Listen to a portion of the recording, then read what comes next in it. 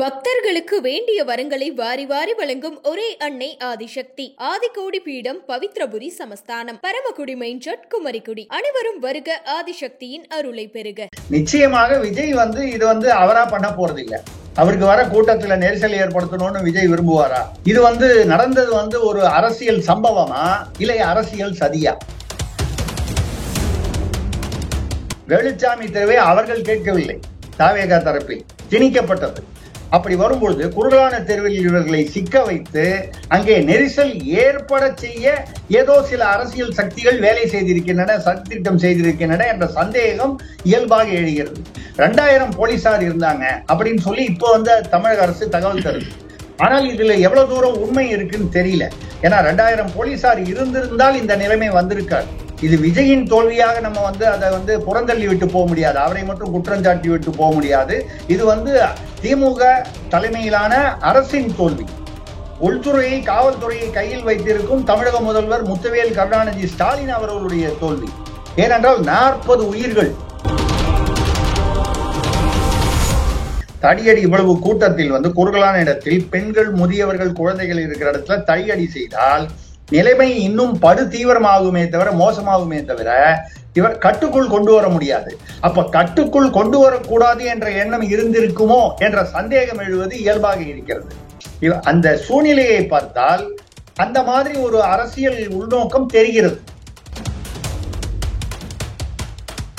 ஏன்னா இது 10 கமிஷன் நீங்க போறீங்கன்னா 10 வேறு வேறு நீதிபதிகள் போட்டா கூட பரவாயில்ல. மறுபடியும் குறிப்பிட்ட ஒரு 3-4 பேர் தான் நீங்க போடுறீங்க அப்படின்னா இந்த 3-4 பேர் உங்களுடைய ஆதரவாளர்களோ என்ற சந்தேகம் வருவது நீதித்துறைக்கு நல்லதல்ல. அந்த தெருவில் மேக்சிமம் நின்னா ஒரு 5000 பேர் நிக்கலாம்னு சொல்றாங்க. ரொம்ப அதிகபட்சமா போனா 10,000 பேர் நின்னாலே அது ரொம்ப அதிகமா இருக்கும்னு சொல்றாங்க. திமுகவுடைய வாக்குகளை விஜய் மெல்ல மெல்ல இழுத்து கொண்டு போகிற போக்கில் திமுகவிற்கு விஜய் ஒரு பெரிய சவாலாக இருப்பார் என்று வரும்பொழுது விஜயை எப்படியாவது விஜயுடைய கட்சியை முடக்க வேண்டும், வளர்ச்சியை முடக்க வேண்டும் வரும்பொழுது இவர்கள் எந்த அளவுக்கும் செல்வார்கள்? எதேச்சையாக அமைச்சர் செந்தில் பாலாஜி கரூரை சேர்ந்தவர், அவர் அங்கேயே இருந்திருக்கிறார். எப்படி எதேச்சையாக இப்படிப்பட்ட நிகழ்ச்சி நடக்கட்டும் என்று ஏதோ ஒரு அரசியல் சதி இருந்தால் உளவுத்துறையும் கண்மூடி இருந்திருக்குமோ என்ற சந்தேகம் எழுவது இயற்கைதானே.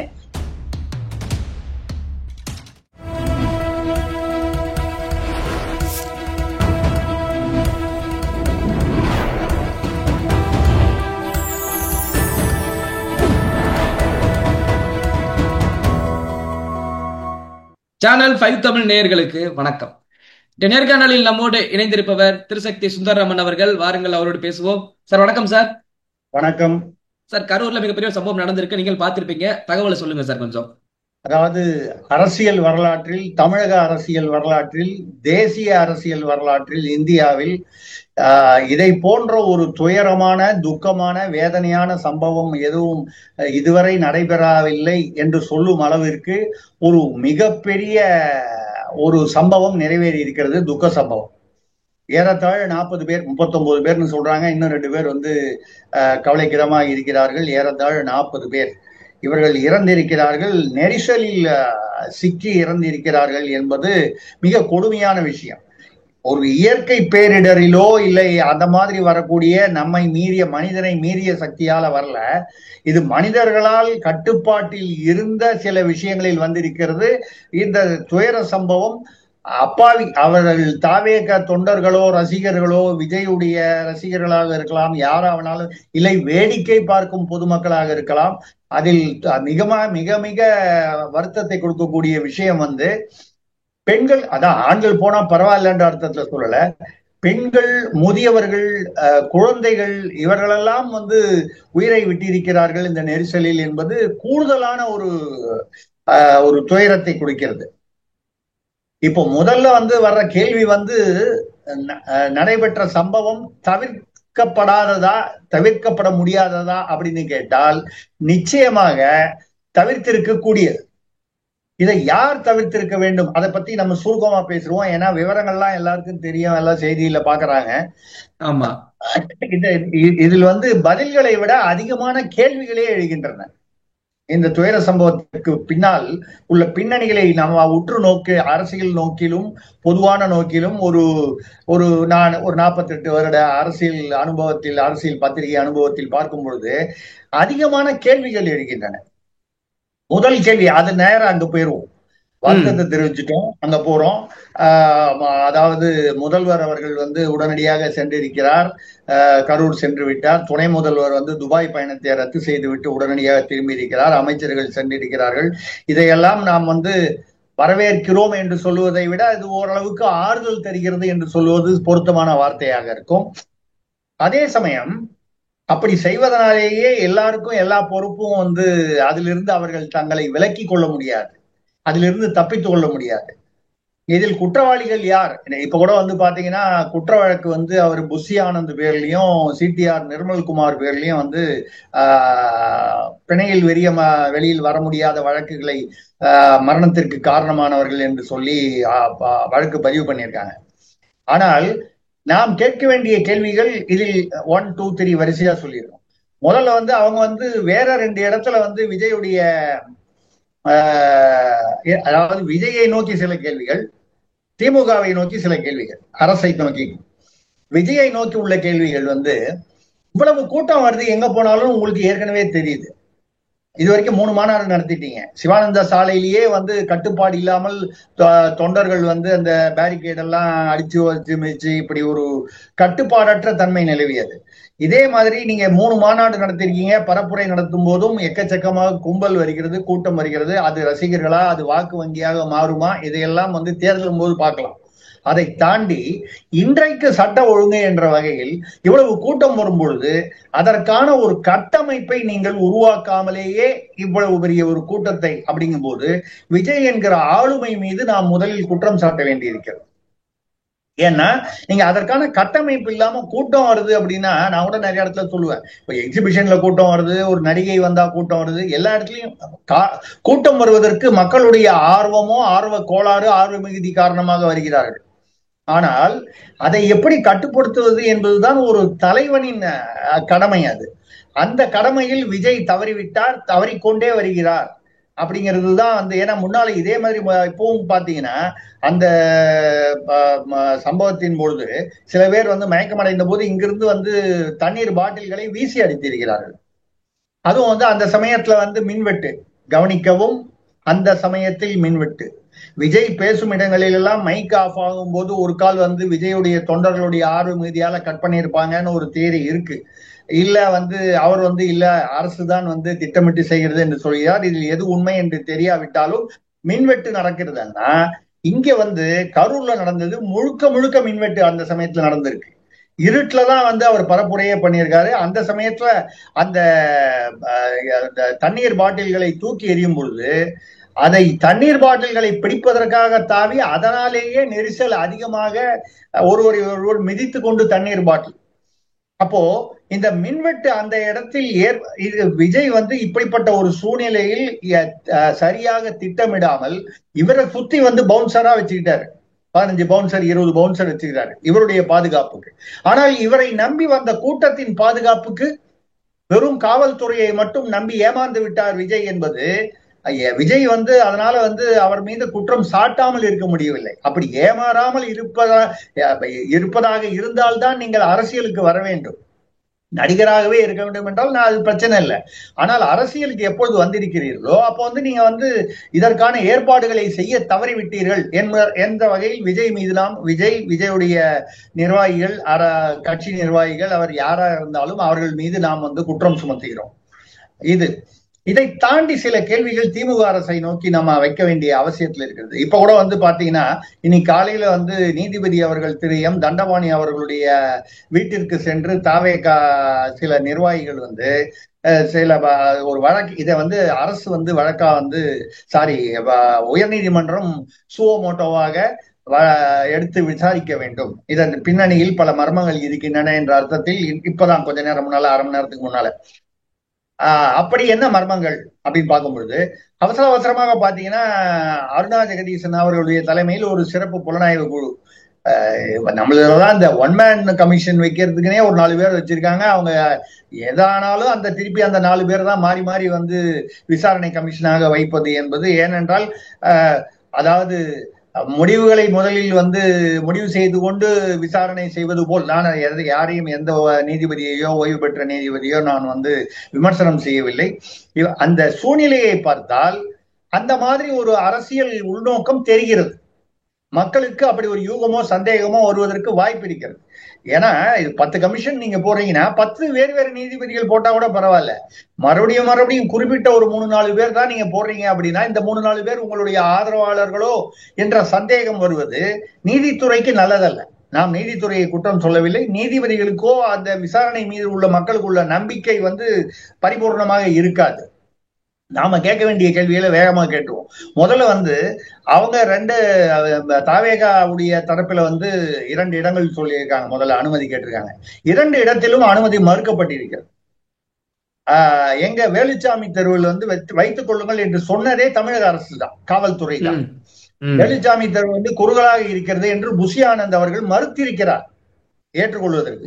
அப்ப வந்து எடப்பாடி அவர்கள் இப்பதான் வந்து முடிச்சுட்டு போனாங்க, ஒன்னும் பிரச்சனை இல்லை அப்படின்னு சொல்லி அந்த இடத்துல வந்து ஏறக்குறைய இல்லைன்னா வேற இடத்துல அனுமதி இல்ல கரூர்ல அப்படின்னு சொல்லும் பொழுது இது விஜய் மீது திணிக்கப்பட்டது. இந்த வேலுச்சாமி தெரு குறுகலாக இருக்கிறது என்று தெரிந்துமே அங்க வந்து கட்டாயப்படுத்தினார்கள் என்றால் இந்த காவல்துறைக்கோ அல்லது அவர்களை ஆளும் திமுக அரசுக்கோ உள்நோக்கம் இருந்தது என்ற சந்தேகம் எழுவது நியாயமானது மக்கள் மனதில்.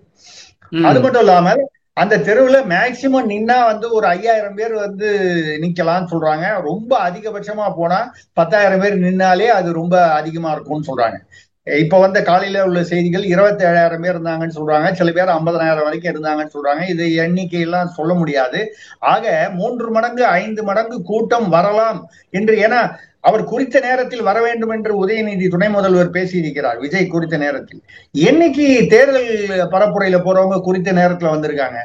நான் சொல்றது 1970களிலேயே நான் திமுக மேடையில் பேசிய போது நெடுஞ்செழியன் அவர்கள் வந்து மேடையில் இருந்தார். அப்பொழுது வருவார் என்று 7 மணிக்கு வர வேண்டிய நாவலர் நெடுஞ்செழியன் அப்பொழுது அவர் வந்து இருந்தாரு. எம்ஜிஆர் அவர்கள் புரட்சி தலைவர் வந்து பரங்கிமலை தொகுதியில நின்னாரு திமுக வேட்பாளராக. அப்ப நான் பேசுறேன் திமுக மேடையில. நான் 2,500 போட்டு 10ஆம் கிளாஸ் என்னமோ படிக்கிறேன், 11 என்னமோ ஞாபகம். அப்போ வந்து எதுக்காக சொல்றேன், 7 மணிக்கு வரேன்னு சொன்னவரு நாவலரே வந்து ராத்திரி 10:45 வந்தார். இது வந்து அரசியல் பரப்புரைகளில் இப்படிதான் வந்து 7 மணிக்கு வரேன்னு சொல்லுவாங்க, 10 மணிக்கு வருவாங்க. இந்த விஜயுடைய விஷயத்தில் காலையில 6 மணியிலிருந்தே வந்து மக்கள் வந்து காத்திருக்க ஆரம்பிச்சுட்டாங்க. அவர் சாயந்தரம் 6 மணியிலிருந்து 10 மணி வரைக்கும் அனுமதி வாங்கியிருக்காரு. அதுக்காக வந்து அவங்க முன்னாலேயே வந்துட்டாங்க. சோ மக்களும் வந்து இதுல வந்து அடுத்த குற்றவாளிகளாக, அதாவது நான் ஒவ்வொருத்தரையா சொல்லிட்டு திமுக அரசு பக்கம் வர்றேன். மக்களும் வந்து, மக்கள் என்றால் அவருடைய தொண்டர்கள், ரசிகர்கள், இவர்களும் ஓரளவுக்கு குற்றவாளிகள். ஏனென்றால் அந்த குற்றத்தில் அவர்களுக்கும் பங்கு உண்டு. அந்த குறைபாட்டில் அவர்களும் காரணமாகிறார்கள். ஏன்னா முதல் நாளே வந்து விஜயுடைய கட்சி சார்பாக பெண்கள் வர வேண்டாம், முதியவர்கள் வர வேண்டாம், குழந்தைகளை கொண்டு வர வேண்டாம், நோய் உள்ளவர்கள் வர வேண்டாம் நிறைய சொல்லியிருக்காங்க. ஆனா இதெல்லாம் பண்ணிட்டு அங்க உரிய முறையில் குடிதண்ணீருக்கு ஏற்பாடெல்லாம் செய்திருக்க வேண்டும் விஜய் தரப்பினர்.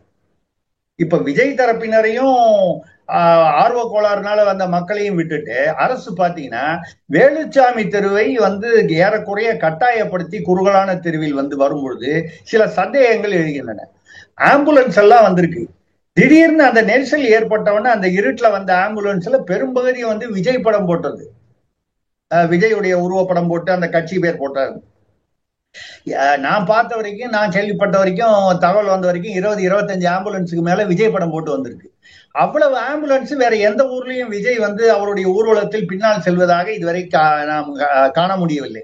அப்படி இருந்தால் இந்த இத வந்து இவ்வளவு ஆம்புலன்ஸ் விஜய் படம் போட்டு வந்தது வந்து விஜயுடைய தரப்பிற்கே இது ஆச்சரியத்தை கொடுத்திருக்கிறது. இன்று காலை நான் வந்து விஜய் தரப்பில் உள்ள ஒரு நிர்வாகி அவருடன் பேசிக் கொண்டிருந்தேன். காலையில 7 மணிக்கே கூப்பிட்டாரு, அவர் 7:10 கூப்பிட்டாரு.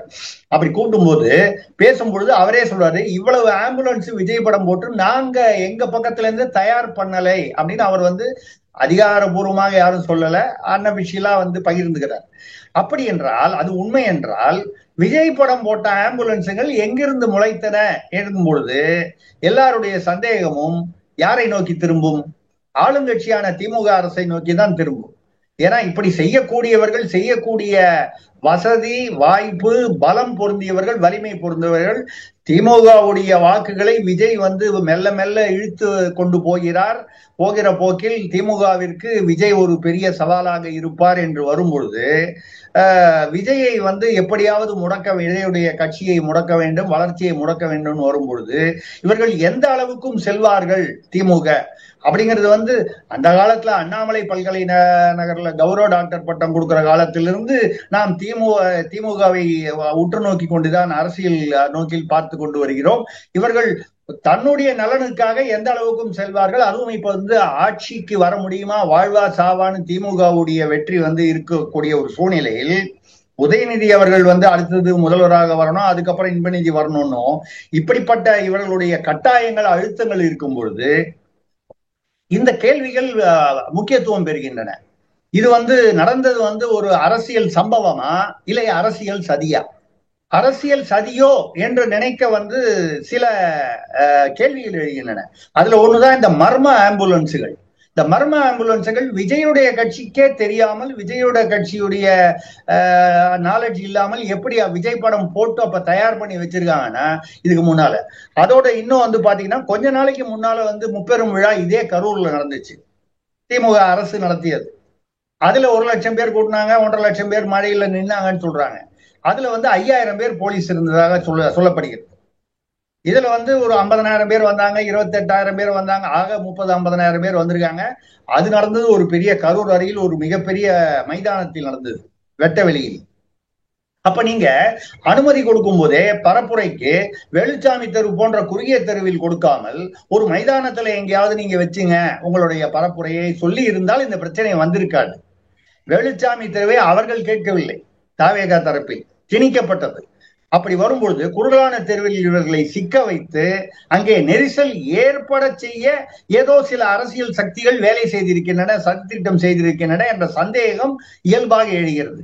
அதே மாதிரி போலீஸ் வந்து நான் விசாரித்த வரையில் அப்போ பத்திரிகையில் வர செய்தி பாத்தீங்கன்னா டிஜிபி டேவிட் ஆசீர்வாதம் அவர்கள் ஏற்கனவே அங்க கரூரில் இருந்தார்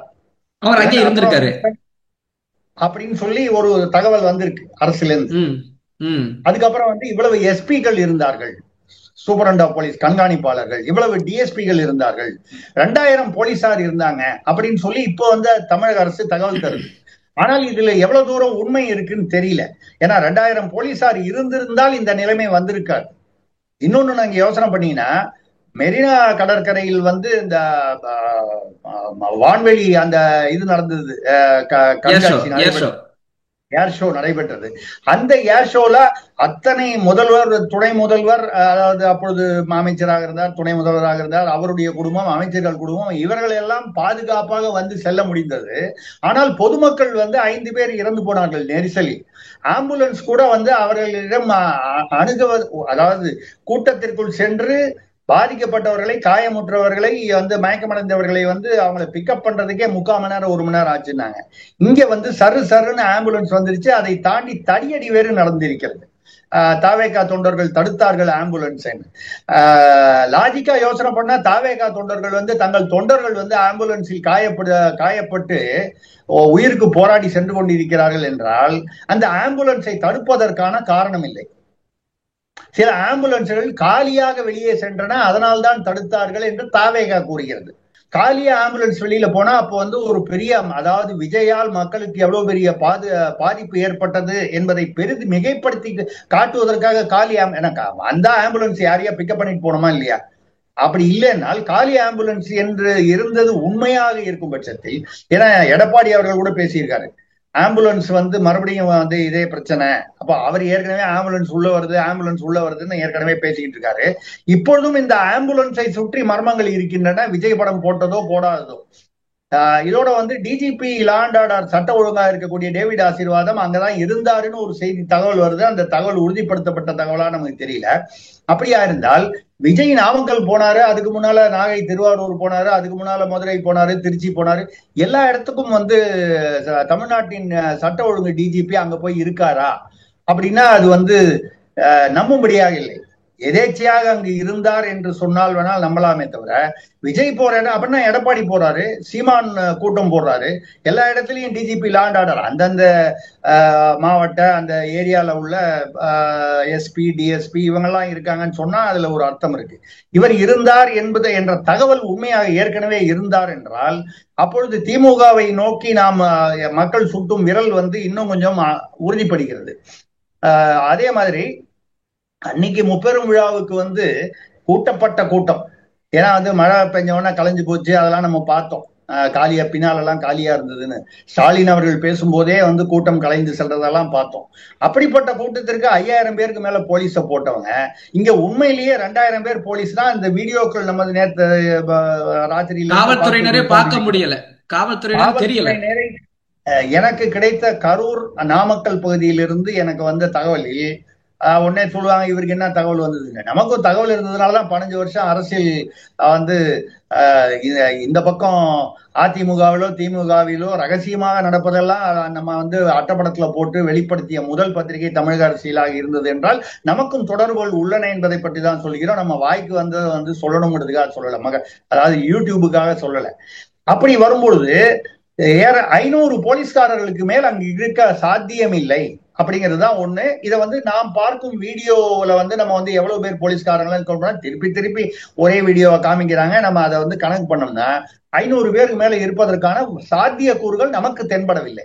அப்போ இவ்வளவு கூட்டம் வரும்னு சொல்லி நீங்க உங்களுடைய கூட்டத்துக்கு நீங்க அரசு ஏற்படும் 5000 பேர் வர்றாங்க, இங்க 500 பேரோ இல்ல அதற்கு கம்மியாகவோ இருந்தால் அது வேண்டுமென்றே இப்படி ஒரு நிலை வர வேண்டும், இதை வைத்து அவரை முடக்க வேண்டும் என்பது போல் ஆகிவிடாதா அப்படிங்கிறது தான் நம்மளுடைய இது. அந்த இன்னொரு கேள்வி என்ன அப்படின்னா, இவர் தண்ணி பாட்டில தூக்கி போடுறதை காட்டி கூட்டம் நெரிசலை காட்டி போலீஸார் தடியடி நடத்துனாங்க, தடியடியின் காரணமாக தான் நெரிசல் ரொம்ப ஆரம்பிச்சிருச்சு அப்படின்னு ஒரு தகவல் இருக்கு. இல்ல அதுதான் நான் சொல்றேன். அதாவது இது எப்படி வருதுன்னா, நீங்க இதை ஒரு சதி என்று எடுத்தால் இந்த சதி திட்டம் எப்படி நடந்திருக்கலாம், நம்ம சதி திட்டம்னு நம்ம நேரடியா நிரூபணம் இல்லாம நம்ம பேச முடியாது. ஆனால் நடந்திருக்கலாமோ, அரசியல் சரியாக இருக்கலாமோ என்ற சந்தேகம் இயல்பாக மக்களுக்கு மீடியாவுக்கு வருவது இயற்கை. அதுல வரும்போது முதல்ல வேலுச்சாமி அவர்கள் கேட்ட இடத்தில் அனுமதி கொடுக்காமல் குறுகலான ஒரு தெருவில் அவர்களை ஏறத்தாழ அழுத்தம் கொடுத்து ஏற்க செய்தது ஒன்று. இரண்டாவது, அங்க போதிய காவல்துறையினர் இல்லாமல் பார்த்து கொண்டது இரண்டாவது. மூணாவது, அந்த சமயம் பார்த்து எதேச்சையாக மின்வெட்டு ஏற்பட்டது என்பது இன்னொன்று. அந்த மின்வெட்டு வந்ததுனால நெரிசல் அதிகமாகி அவர்கள் தண்ணீர் பாட்டில்கள் எல்லாம் இல்லாமல் தண்ணீர் பாட்டிலை தூக்கி அடித்த போது அந்த தண்ணீர் பாட்டிலால் தாவி பிடிக்கணும்னு நினைக்கும் பொழுது அது நெரிசல் அதிகமாகும். அதுவும் இருட்டுல ஒரு பாட்டில் மேல விழுதுன்னா முதல்ல மண்டையில விழும். யாருக்கு விழுது? ஒருத்தனை கிடைச்சா 4 பேர் அதுக்கு அலைவாங்க, அதுக்கு பிடிக்க. இந்த மாதிரி சமயத்துல தடியடி செய்தால் இன்னும் அதிகமாகும். காவல்துறை இவ்வளவு ஸ்காட்லாந்து யார்டு என்று சொல்லக்கூடிய காவல்துறை இந்த மாதிரி சூழ்நிலைகளில் தடியடி இவ்வளவு கூட்டத்தில் குறுகலான இடத்தில் பெண்கள், முதியவர்கள், குழந்தைகள் இருக்கிற இடத்துல தடியடி செய்தால் நிலைமை இன்னும் படு தீவிரமாகுமே தவிர மோசமாகுமே தவிர இவர் கட்டுக்குள் கொண்டு வர முடியாது. அப்ப கட்டுக்குள் கொண்டு வரக்கூடாது என்ற எண்ணம் இருந்திருக்குமோ என்ற சந்தேகம் எழுவது இயல்பாக இருக்கிறது. இப்போ என்னை பொறுத்தவரை உயர் நீதிமன்றத்தில் அது விஜய் சார்பிலோ இல்ல யார் மனு கொடுத்தாலும் இல்ல யாராவது பிஐஎல் பொதுமக்கள் மனு ஏதாவது கொடுத்தோ கட்டாயமாக இதை விசாரிக்க வேண்டும். இதற்கு ஏன்னா எதேச்சையாக அமைச்சர் செந்தில் பாலாஜி கரூரை சேர்ந்தவர், அவர் அங்கேயே இருந்திருக்கிறார். எப்படி எதேச்சையாக, எப்படி டிஜிபி சட்ட ஒழுங்கு அங்கே இருந்தார் என்ற செய்தி உண்மையாக இருந்தால் அது ஒரு எதேச்சையாக நடந்திருக்குமோ அதே மாதிரி நடந்திருக்க. அதே மாதிரி பல எதேச்சைகள் நமக்கு ஒரு யூகத்தையும் சந்தேகத்தையும் கிளப்பி விடுகின்றன. நம்மளால உறுதியாக இப்படித்தான் அப்படின்னு யாரையும் குற்றம் சாட்டும் சூழ்நிலை இன்று இல்லை. இதற்கு மேல் தகவல்கள் உண்மைகள் வெளியே வந்தாதான் உடனடியாக அரசு 10 லட்சம் ரூபாய் இறந்தவர்களுக்கும் காயப்பட்டவர்களுக்கு 1 லட்சம் ரூபாயும் அறிவித்திருக்கிறது. அதெல்லாம் ஆறுதல் தரக்கூடிய விஷயம். விஜய் சார்பிலும் 2 லட்சம் ரூபாய் சொல்லியிருக்காங்க. அவர் இதுல எல்லாம் இருந்து நாம் மீண்டு வருவோம் என்று சொல்லும் பொழுது அதாவது விஜய் நிச்சயமாக விஜய் இது அவரா பண்ண போறது இல்லை. அவருக்கு வர கூட்டத்துல நெரிசல் ஏற்படுத்தணும்னு விஜய் விரும்புவாரா? எந்த வகையிலும் இல்லை. அவர் கவனமின்மை சரியாக கையாளவில்லை என்ற குற்றச்சாட்டு வேண்டுமானால் விஜயுடைய கட்சி நிர்வாகத்தின் மீது, தலைமை நிர்வாகத்தின் மீது வைக்கலாமே தவிர, கட்டாயம் இதில் ஏதோ சதி நடந்திருக்கிறது என்ற சந்தேகத்திற்கு இப்ப இன்றைய சூழ்நிலையும் அங்கே நடந்த சம்பவங்களும் நமக்கு அந்த சந்தேகங்களை கிளப்புகின்றன. சார், ஒரு சந்தேகம் மட்டும் மிகப்பெரிய அளவில் இருக்கு சார். ஏன்னா இப்படிப்பட்ட ஒரு கூட்டம் வருதுன்னா உளவுத்துறைக்கு முன்னாடியே தெரிஞ்சிருக்கும், காவல்துறைக்கும் தெரிஞ்சிருக்கும். சேஃப்டி அப்படின்றது விஜய் கொடுக்க முடியாது. விஜய் வர்றாரு, கட்சி நிர்வாகிகள் அவதான் பார்க்க முடியும். அதை தாண்டி சேஃப்டின்றது அரசு தான் கொடுக்கணும். ஏன்னா மக்கள் தான் கூடி இருக்கிறவங்க. அதை கொடுக்க மறுத்ததனுடைய காரணம் என்ன சார்? அதாவது உளவுத்துறை தோல்வி என்பது இந்த விஜய் விஷயத்தில் மட்டுமல்ல, இது இப்ப கிட்டத்தட்ட ஒரு கிளைமேக்ஸ் மாதிரி ஒரு மிகப்பெரிய சம்பவமாக, துயரமான சம்பவமாக நிறைவேறி இருக்கிறது. இதற்கு முன்னாலேயே பல சமயங்களில் வேறு வேறு சூழ்நிலைகளில் தமிழ்நாட்டில் நடந்த சம்பவங்களை பார்த்தால் உளவுத்துறை என்று ஒன்று இருக்கிறதா என்ற சந்தேகமே எழும் அளவுக்கு. இது அஜித்குமார் விஷயத்திலையும் சரி, மற்ற எவ்வளவோ நம்ம சொல்றது பல விஷயங்களில் உளவுத்துறை என்ன பண்ணிட்டு இருந்துச்சு அப்படிங்கிற ஒரு வருது. போராட்டம், தூய்மை போராளிகள் போராட்டம், ஒரு சின்ன உதாரணத்தை மட்டும் சொல்லி, ஏன்னா அந்த உதாரணம் பொருத்தமாக இருக்கும். தூய்மை போராளிகள் போராடின போது முதல்ல எல்லாரையும் பிடிச்சு உள்ள தூக்கி போட்டாங்க. எந்த தூய்மை போராளிகளுக்கு நீங்கள் தோள் கொடுப்பதாக அன்று சொன்னீர்களோ, வாக்குறுதிகள் கொடுத்தீர்களோ அதிமுக ஆட்சியின் போது, அப்ப நீங்க பண்ணீங்க. ஆனால் திடீர்னு ஒரு நாள் ரிப்பன் பில்டிங் வாசல்ல 500 போலீஸ்காரங்க வந்தாங்க போன மாதம். வந்தா ஏன்னா தூய்மை போராளிகள் மறுபடியும் திரண்டு வருகிறார்கள் என்று உளவுத்துறை சொன்னதால். ஆனா அன்னைக்கு 2 தூய்மை போராளிகள் மட்டும் மனு கொடுத்துட்டு போனாங்க. ஐயா, 2 பேர் மனு கொடுத்துட்டு போறதுக்கு 500 போலீஸ்காரர் எதுக்கு? அப்ப உளவுத்துறைக்கு வந்த தகவல் தவறு இல்லை, அவர்கள் தவறாக உளவு சேகரித்தீர்கள். ஆனால் அது முடிந்து ஒரு வாரம் 10 நாள் பொறுத்து ராயபுரம் பகுதி இல்லாம வேற ஏதோ ஒரு பகுதியில, கோயம்பேடா ஏதோ ஒரு வேறு பகுதிகளில், சென்னையின் மற்ற பகுதிகளில் இதே தூய்மை போராளிகள் திடீரென்று போராட்டம் செய்தார்கள்.